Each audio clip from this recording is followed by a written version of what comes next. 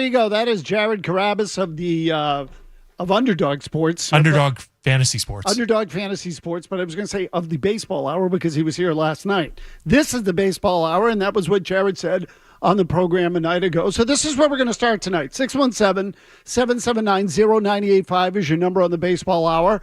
And we have an abbreviated program. I feel compelled to tell you that because if you want to talk baseball, you have to do it quickly. Okay, we're done at 6:30 tonight because of Bruins pregame with Judge Surratt and Bob Beers, and then that'll take you right up till face-off at 7 o'clock. Good game tonight, Bruins at Carolina. And you can catch that all right here on 98.5 The Sports Hub. But back to the Red Sox, back to Jared Carabas' comment, and you heard him say, I asked him, is it a good product? You know, I didn't even remember what the follow-up was, but is it a good product? Do you believe in it? Or something like that. And he said, do you find them more entertaining? Okay, is it a good product? Do you find Is it a good product? Okay, there you go. Those are the two questions. He said yes to the entertainment value, but he's not giving me a straight answer on the good product. And I understand why. Now, I look at good product as having entertainment value. But I understand Jared's point. His point is, I get entertained when I win, or when they win, to which I would agree. But this is really what I want to know from the fan base. 5-2 to start the year. Okay, 5-2. They've played two teams that can't hit. Starting pitching has been good, but again, with that asterisk that they've played two teams that cannot hit the ball.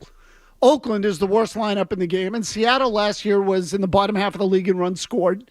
So it's hardly a threatening lineup with Seattle. They have one legitimate hitter in the lineup. And I say legitimate, that's unfair. One, what I would call elite hitter in the lineup in Julio Rodriguez. So is what you've seen so far, as a fan, is that enough for you? And these games of one weekend are always a good opportunity on these off days. I've said this consistently now for as long as we've been on the air. The off days in baseball are always a great opportunity to sort of take stock a little bit. Because the game can come at you very quickly. There's one every day, or the season can come at you very quickly with a game every 24 hours or less. And so you move on to the next thing before you're done analyzing the first one. There's often not a lot of time. So these opportunities in the schedule to take a break are always healthy. What have you seen? Do you like what you've seen? And is what you've seen in the first 7 games, is that good enough? Jimmy Stewart, is it good enough? It's not good enough. It's good enough for the entertainment factor, but the style of baseball still has a lot of question marks. It actually makes me madder that the team didn't invest, and I know this is a slight side topic. No, it's actually not, Jimmy, because this was the follow-up, so go ahead. Oh, I'm sorry. I didn't mean to jump you, Tony. No, go ahead. It's fine. You took it there yourself. All the power to you. But at 5-2 with this schedule, it makes me madder that they didn't invest in another starting pitcher, another right-handed bat, something else. If they thought that, and somebody told me that they think they could win 90 games with this roster with the Red Sox, but if they thought that, they could have added to that. And I don't know that they're going to add at the deadline because they have Liam Hendricks. Rehabbing should be available at the deadline. That feels to me like that's going to be their deadline addition when they move on from Jansen. But 5-2 over bad teams, I like that. That's a positive. They're entertaining. That's a positive. But the brand of baseball, a little sloppy. Okay, so again, here, and this is a follow-up question now for the listeners. Sorry, that was a Milliken answer. No, it's not okay. That's totally fine. Is when you look at it and you say, is it good enough? Is it what you expect? And let's say that they actually can sustain this level of play. And when I say this level, I don't mean that they're going to win 5 out of 7 all the time and play 700 baseball, because that's what that is. Okay, they play 700 baseball, they're winning 110 games, and nobody thinks that. I don't think that. I don't think you think that. I don't think anybody expects that. But let's say that they're legitimately good and they're playoff caliber. Will that make you more upset, like Jimmy Stewart? Yeah, I'd be so upset about it. So frustrating, because you could have gone in and just loaded up a little bit more. Just add one more pitcher, one more starting pitcher to move everybody down. Another right-handed bat. You have the money, I think, as the Boston Red Sox. Or just sell more advertising. You could do that too. So Carabas said something to this effect. It was either last night or last week, that if they come out of the gate and they end up being a little bit better than we think, that he's going to be more agitated, not less. And I do wonder about that sort of effect with fans as well, because that I get. Now, in the interim, and this is a total cop-out, but I'm going to do it anyway. Here's what I would tell you. The product so far has been pretty good from a watchability standpoint. I'm talking entertainment value. I have found them to be pretty entertaining. Not like the most entertaining team in Red Sox history, but reasonably entertaining. The storyline is good, which is to say that they're playing better than people expected. It's always a good storyline when it's the opposite of what you expect because there's more to examine. So that's a good story. The Red Sox playing well is a good story. You should be happy about that. But I would also say that if they prove to be, and I'm willing to accept the early part of the year as, as being a good thing. In other words, I said to Jared said, well, if this goes on, then I'm going to be pissed off. Right now, I would say 1 weekend, you should be happy. I don't know if this is what they are. I don't know if they can't sustain it or if they can sustain it. And I don't know if you can really put a lot of stock in them beating the Oakland A's, who are a single A team. It's a joke. What the A's have put on the field is an embarrassment to the sport. Not to Oakland alone. To the sport. That the A's are approaching it that way. Okay, again, Shohei Ohtani signed a $700 million contract. Oakland's payroll this year is $63 million.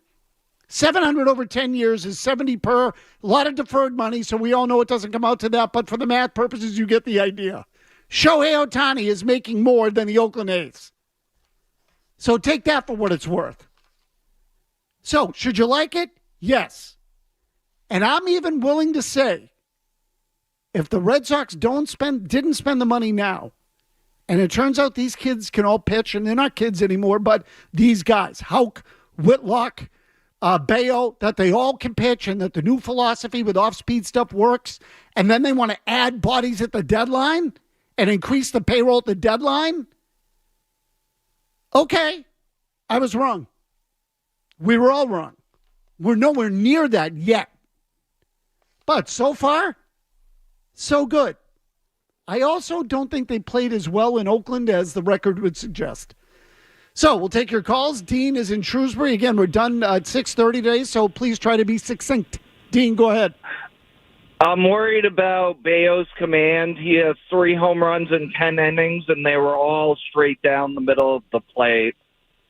So, Dean, I'm a little worried about Bayo, too, and I went back and looked. My recollection was the home run Bayo gave up on opening day was a slider, and then I thought, well, wait a minute. Then I went back and looked at it again, and it was a fastball. So I don't know where I got the slider from.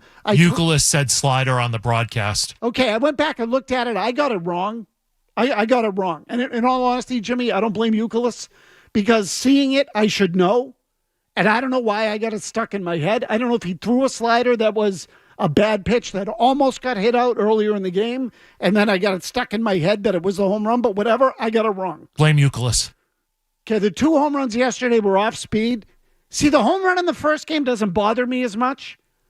The ball was on the outer part of the plate. Haniger hit it the other way. Like, I can look at that and say, a guy who hits the ballpark hits a home run out of the ballpark to the opposite field and goes with the pitch, I got to tip my hat a little bit to the hitter there. But the ones that he gave up yesterday, Bayo, not good. So I'm a little concerned about Bayo, too. I think he's been, frankly, the worst of their starters. And I know he's pitched twice, so it's a bigger sample. But I think he's been kind of all over the place, and he's been a little sloppy. Tony and Stoneham. Tony, go ahead. How are you guys? Listen, what they need to do is this. They need to get rid of Henry. And the way you do it, they've averaged from a low of about 1.8 million to 2 million to over 3 million attendance since 2001. He's making a ton of money. This is not his baby. His baby is his soccer teams, and we got to get rid of him and have him spend some money. A good owner would have signed Bogarts and not let him get away. And we're never going to win with the way he's handling this team and not spending any money. Tony, you think it was bad now? Let me take you back to the 90s when their payrolls were in the middle of the pack every year and they never even ventured into high territory. Now, I'm not going to sit here and defend the way they've spent in the last couple of years because I don't like it. I'd like to see Jordan Montgomery on this team. I think it'd make a difference, especially if someone goes down in that bullpen and you could have already had Garrett Whitlock out there or Tanner Houck or whoever else. Somebody to help out a little bit in that bullpen. So let's see how that one holds up. But your attendance numbers are wrong. They've actually averaged more than that. Now, again, they've added seats into the ballpark over time. Last year was the lowest attendance of the Henry ownership era, and they had about 2.6 million. But their attendance is down about 500,000 or 600,000 fans over the last couple of years. And that's true even with all those out-of-towners in there. And I mean the out-of-towners who've come into the ballpark. So my point is that I think Red Sox fans, Bostonians, New Englanders, are buying tickets at a slower rate than they ever have by a significant margin under this ownership group. People have lost faith. They've lost interest. They've lost confidence. Consumer confidence in the Red Sox is at an all-time low in the Henry ownership era, and it should be. But if they keep playing like this, people will come back. If they're good, people will come back. Sean on the line in Colorado wants to talk about Ceddanne Raphaela. Ceddanne Raphaela plays like he is, people will watch. I think the product has been more entertaining than I expected. Duran's been running. Raphaela's been running and playing defense. They're throwing a lot of strikes. The games have been relatively quick.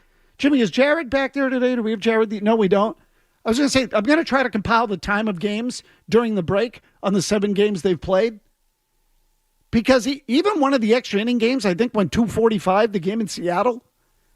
The one yesterday, I think, went a little bit longer. Yesterday was 2:21. 3:04 was the 11-inning game in Oakland.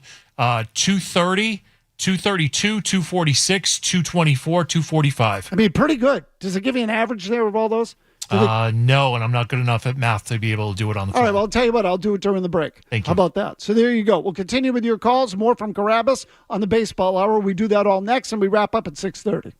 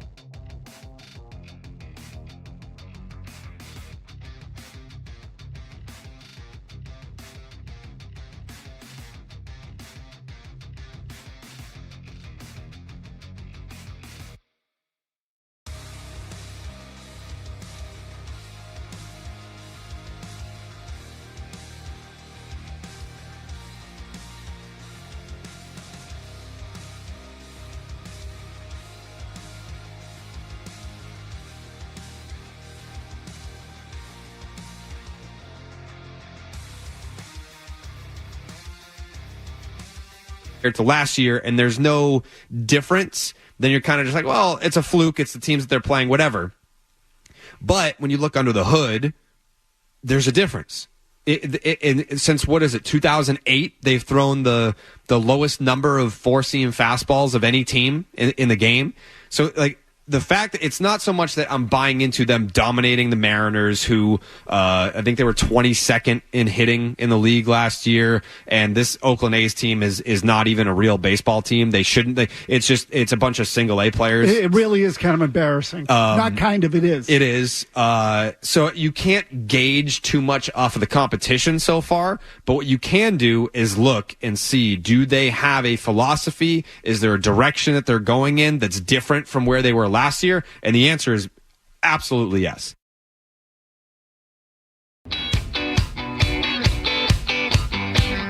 And that's Jared Kravis, this time talking about the pitching staff, the philosophy. Nothing is. I think pitchers should also pitch to their strengths versus opposing weaknesses. There is a balance there. But lots to catch up on with the Red Sox, lots to dissect and analyze. And they're not exactly facing an offensive juggernaut in Los Angeles against the Angels, or I should say Anaheim, but you get the idea. So we'll go back to your calls here. Sean in Colorado on Cedar Raphaela. Go ahead, Sean. Hey, Maz, first thing before I ask that, real quick, be super concise. Those were the games we didn't win last year. We got absolutely dominated by these poor teams. And so beating Oakland, I'm just happy we got all three. My question with Cedar Raphaela, what are your expectations for him this season? Is he in the Gold Glove race? Could he win Rookie of the Year? And how can he continue to be an electric factory for this team? Thanks. Okay, so Sean, good questions. And I would tell you the thing about Raphaela that I have found impressive so far is that we're talking about him. He's had a hand and an impact on these games. Jimmy Stewart, do you know what he's hitting? Who is this? Raphaela. If I asked you quickly if you had to guess what he's hitting without looking it up. 240. 237, I think it is. I lose under Price is Right rules. Okay, and what would you say his OPS is? Oh, I bet it's like 600. It's under. It's like 570 something. Oh. Okay, so the point is, offensively, if you go by the numbers, he's actually been kind of poor. And yet I would tell you that I feel like his at-bats have been pretty good. It feels to me like he's shown some plate discipline. He's hit the ball, a couple of extra base hits into the corner. He had a triple and a double in Seattle. So this series was a little quieter. Now, I would hope if he can get to an OPS in the low sevens, that would be huge. Given his level of defense, if it's in the high sixes, I'm sure the Red Sox would be happy with that. It means they could keep him in the lineup every day. He gives Cora some defensive versatility late, which we saw in Oakland. So, Rookie of the Year, I doubt it. I don't know if he's going to hit enough to be Rookie of the Year. And more often than not, people who get awards produce offense. But you know what? I don't really care. What I care about is if they're a winning team and he plays the kind of defense he's been playing. And I would tell you, if he plays like he has thus far, and he was charged with an error yesterday on a ball that might have been the day before. I get the games mixed up sometimes. But there was a ball in the right center field that was kind of a blooper that Wilyer Abreu let bounce by him. Raphaela then tried to pick it up and bobbled it and was charged with an error when really he was backing up the play. But it was deemed that he allowed the runner to take the extra base. So I'd have put it on Abreu. But regardless, his defense has been terrific. If he plays like that, and he plays every day, and he hits a representative number, could he be a Gold Glove candidate? The answer is yes, unquestionably. Now, whether or not he'll win it, again, the Gold Gloves are voted on by the players. I don't know if that process has changed entirely. It used to be 100% player vote, but guys who put numbers up and play defense tend to get some benefit versus guys that just play defense. Mike's in Oakham. Mike, go ahead. Hey, Maz. Kenley Jansen's wind-up, whether it's from the stretch or not, he kind of has this twitch with his leg that he does. Yes. That varies each time. Drives me crazy. Go ahead. Right? So, every time, it's never the same. He does it, especially when somebody's on base. It's almost like, is he going to get called for a balk? I know it doesn't look like a balk, but something seems very strange about it. Yeah, Just your thoughts. So, Mike, it drives me bananas because it's like a twitch. It's a quirk. Now, look, some of the best closers have little ones that aren't quite like his. But even so, whatever. Mariano Rivera, if you remember, used to tap his foot a couple of times as he moved it in towards his body.